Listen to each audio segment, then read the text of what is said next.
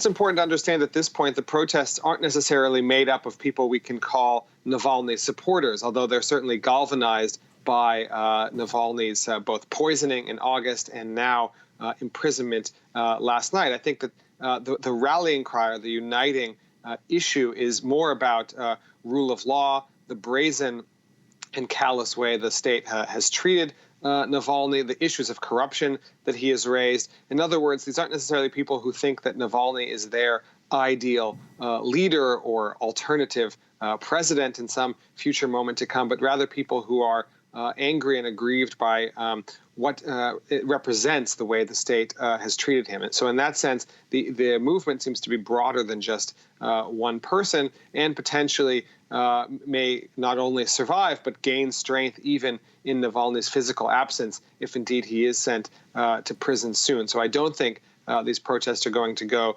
anywhere soon. And that will, the main question for the Kremlin will be, can they control them, or do they gain in strength even after Navalny is sent to prison, as now looks to be the case? Meanwhile, on the international front, we've heard from US and European leaders calling for Navalny's release, and also saying that, sentencing to jail is in violation of the rule of law. They're threatening sanctions. Any impact from the international leaders on what Russia and the Kremlin thinks?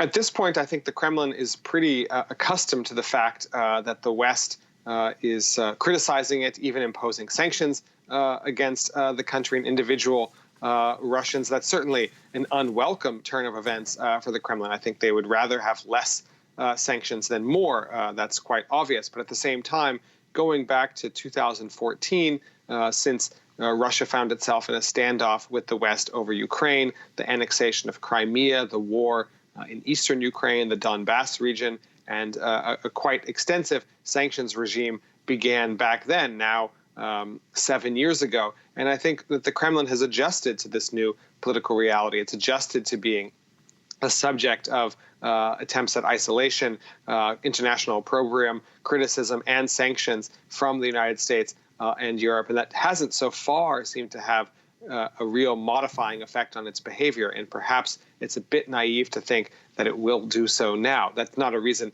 for the West not to impose sanctions and try to impose some sort of cost on Russia for the poisoning and imprisonment now of Navalny. But that's a different question as to whether or not that will actually affect or modify Kremlin behavior.